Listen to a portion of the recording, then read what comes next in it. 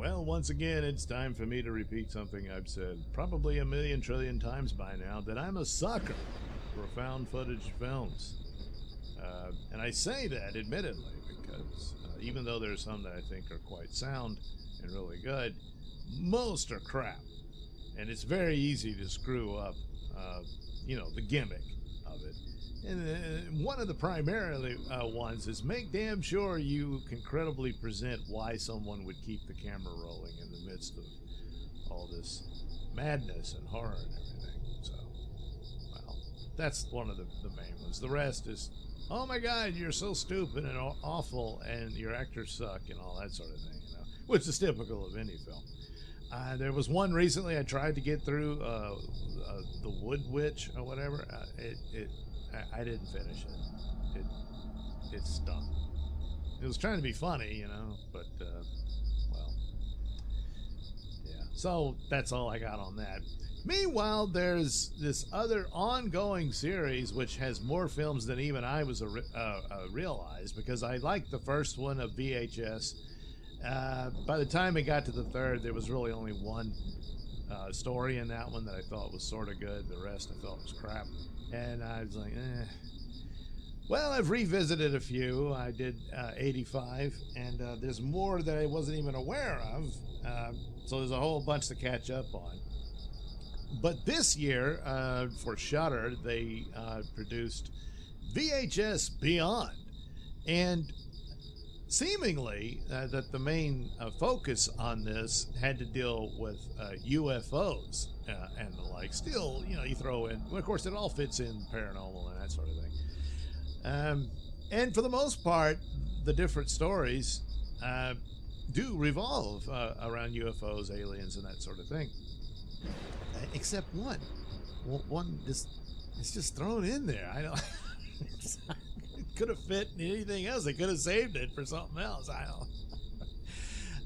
But once again, there's the bookend of videos that is interspersed throughout, and guest appearances by some of the people I didn't recognize. I'm guessing they might have been, I don't know, some YouTubers or whatever. But a Coroner Crew makes an appearance in this one, playing themselves. And of course, it makes sense because films presented to them, is this real or is it just CGI? You guys know all that stuff. Could someone have faked this and all that kind of thing? Which now that they play themselves, you have to question their credibility in future. It's just the special guest stars, So it starts off with this strange story about a guy who inherited his family home, and he's convinced that it's either haunted or has something to do with aliens and the like.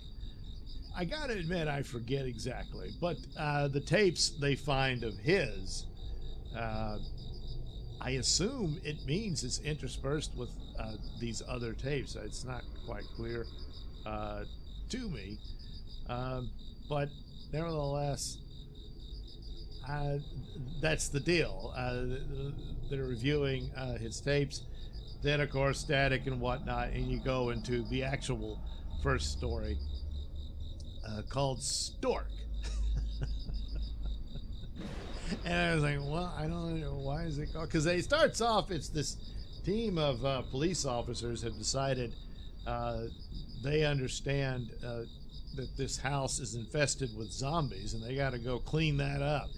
So, and they got a rookie with them, and he's their main. They all have body cam on them, like police officers do, but he's the main guy with the big camera to document this as they go in. And right off the bat, there's zombies and whatnot. So they're in this battle with them, and they all have these glowing eyes. Eventually, you think, well, this is just a zombie scenario, but they do get to one of the rooms, and there's this thing that looks to have fallen, and there's a hole in the ceiling out to the night sky, so it looks like something from space crashed into the house and released something. There is this weird altar at first that one of them finds, and you think, oh, well, this is some demonic thing, but now you see there's this alien artifact in there. And so the rest of it is gruesome battles with the zombies. One of the zombies has a chainsaw, but eventually they get a hold of it and they're able to turn it on them. Because the problem with zombies, they come back, you know. The rest of it, you just gotta, your guess is as good as anyone as to what's going on. But nevertheless, eventually they find the real heart of the matter is this alien bird-looking creature. But look, who am I to say what the alien monster would look like? I mean, it's all scaly and weird and stuff, and of course they keep it dark and quick, so, you know, but it's fine, you know, it's this bird. You know? And initially they go there because there's been these babies that have been kidnapped, and apparently it's turning the babies into future zombie slaves or something, I guess is what it's doing, because it's feeding the babies in their crib like a bird would. So, but ultimately they get the better of Big Bird and kill it. So I guess the good guys come out on top in that one, but don't know if this one could be one that they could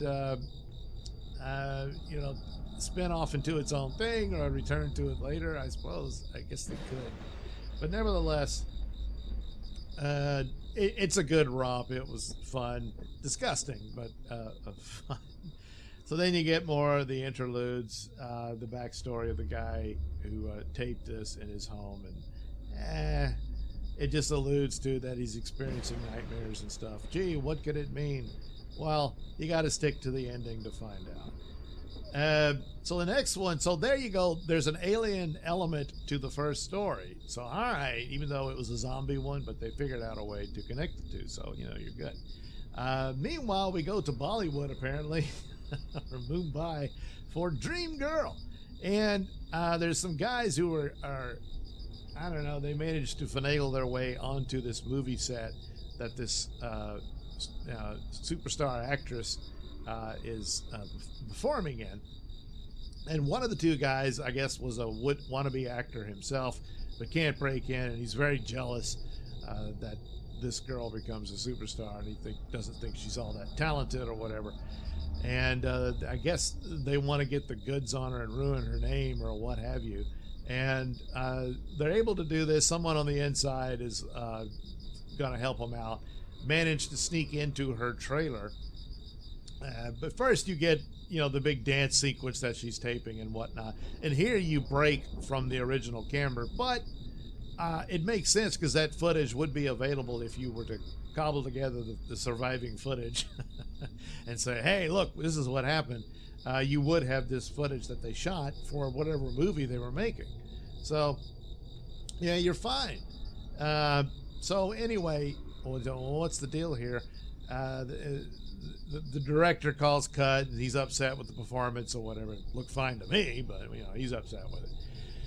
So they're snooping around in her trailer, and then, she's coming back. So he has to hide, of course, in the closet. And she comes in. I guess the director is like, get your shit together. You're messing up. And she, like, yeah, I'll do better. He leaves, and then she just starts crying and whatnot. And he's like, oh, man, I don't know what this is all about. And then he stumbles back. His hand touches something sticky and gooey, and he looks, and there's this, I don't know, face floating in a bowl with stuff all over it. And like, what the hell is that? And he stumbles out of the closet. So now, she saw him, and he's like, oh, I'm sorry, I was delivering something. I didn't know. Trying to come up with some idiot story as to why he's there. And I don't know. And then he just starts praising her, telling her, you know, she's a goddess and all this sort of stuff. And screw that guy. He doesn't get you or whatever, you know. And she says, really? And he says, you know what? I think I want your face. And he's like, my face? What are you talking? So she rips her face off. And there's some sort of android underneath with a red glowing eye. And he's like, ooh. And of course, she wants his face. So you know where this is going. He managed to escape, and she just has a total freak out and just starts murdering everybody on the set. It's just wholesale slaughter at that point. And eventually, yes, she gets the guy's face. And now there's a couple of scenes in there where it seemed like I don't know who is actually holding the camera. And I don't know if he was like, oh, well, they left the movie set camera going or something. Maybe. I don't know. But ultimately, well, everybody dies. Crazy android's wearing this dead guy's face. The paparazzi shows up, and they're like, what the hell? So she kills them, too. I guess that means the movie career is over for this star. But anyway, and I have to guess that this is some creature from another world that posed as a Bollywood movie star. But now the truth is out, huh? So, it wasn't as strong as the zombie one.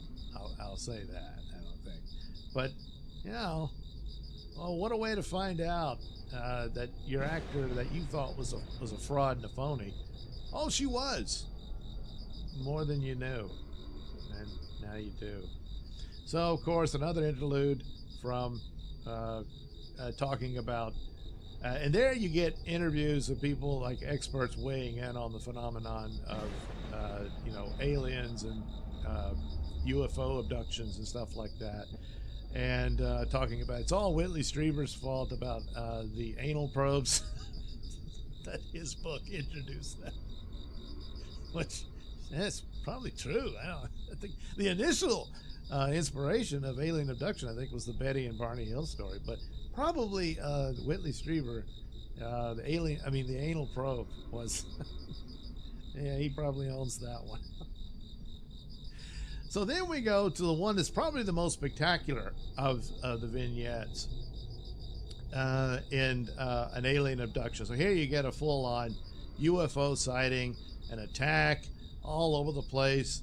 Air Force shows up. It's the most ambitious and exciting of the two. So essentially, it's a bunch of friends taking one of their buddies for his birthday to go skydiving, and he's never done it before, so he's terrified. And they're like, "Yeah, man, it's cool. It's gonna be awesome." And they're flying around and they're joking about him, and his girlfriends there or maybe they were already married.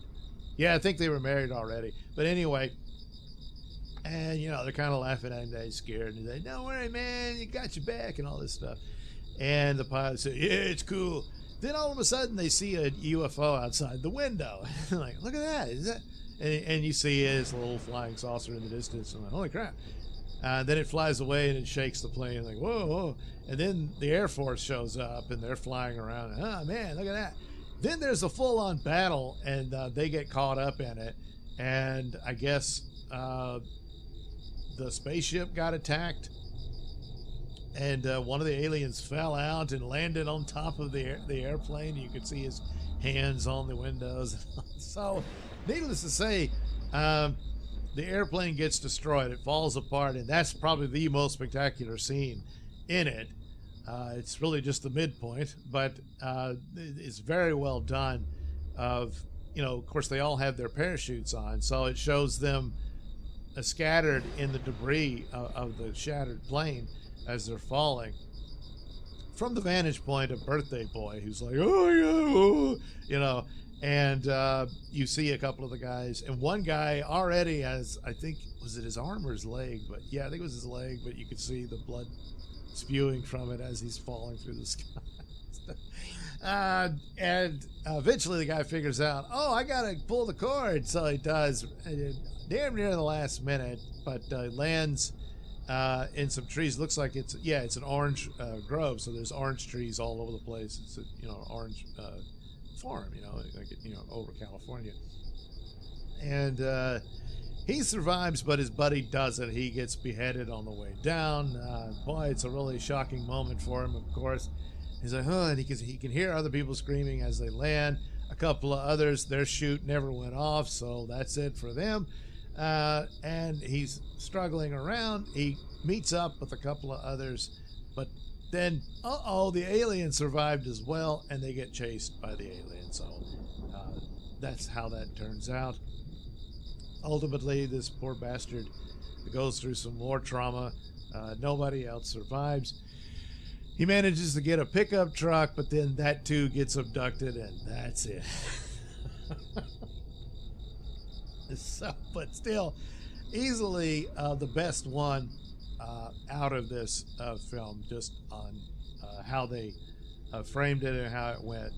Very well done, and you know, you just can't beat the attack in the sky like that. Another interlude, alien abductions, blah, blah, blah. But that's when they bring in the corridor crew. They opine upon that. So that's their, well, their cameo, I guess, as you would put it, their guest spot. So after that, you get to the one story that is odd in that there's nothing to do with aliens. It's just a crazy dog lady, these animal rights activists, and they do a funny bit with them. So it's too bad there wasn't more of that, because it was actually pretty funny. But it's all you had. It's all you had. So they decide to infiltrate her dog rescue operation, which they suspect she's being harmful to the dogs. And boy, they don't know they have it. Not so much the dogs. So two of their guys infiltrate the place, and oh boy, there's something more sinister going on.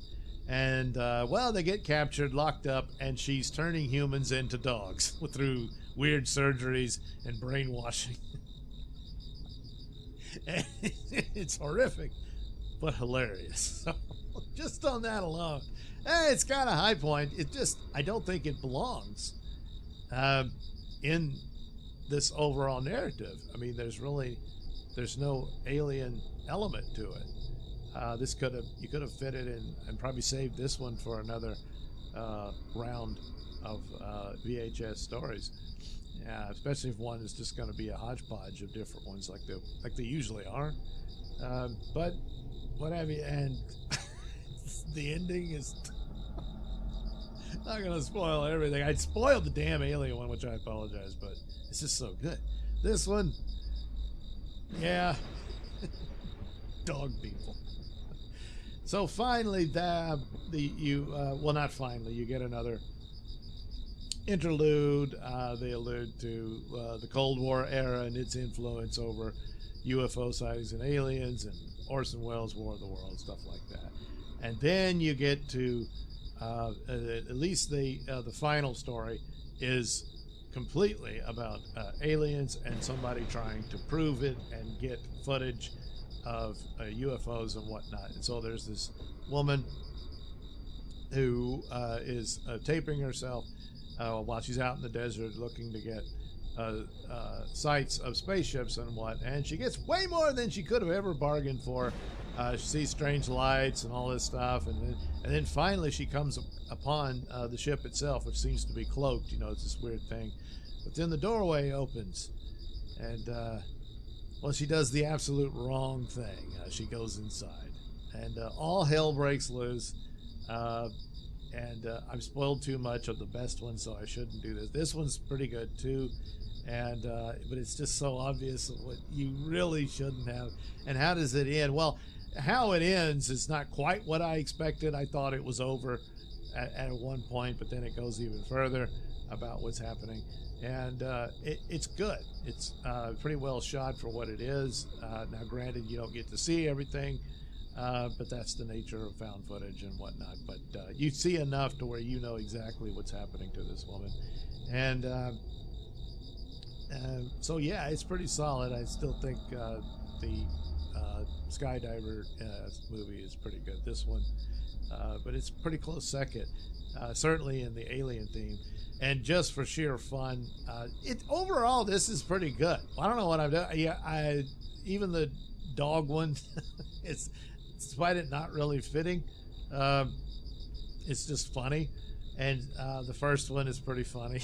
Disgusting, but funny. So I gotta admit, this is probably the best VHS I've seen in a while. The previous one of '85 had some strong moments in it, but this one kind of was firing on all cylinders quite a bit on this. So finally it ends with the epilogue, and surprise, the main guy who stored the tapes was having weird encounters with an alien, and it's pretty disgusting. And what a way to end it too. That's even more gross than looks all too real. You know, maybe it is. I don't know. They manipulated it, of course, and afterwards, post. But ugh. So overall, VHS Beyond, not bad, and some high moments in there. So there you go. So check it out.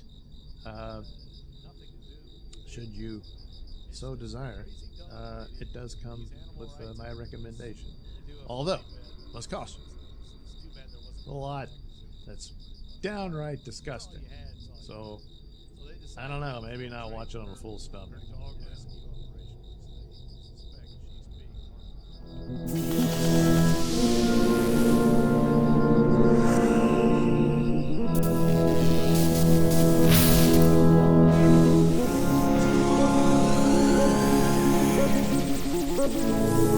Yeah.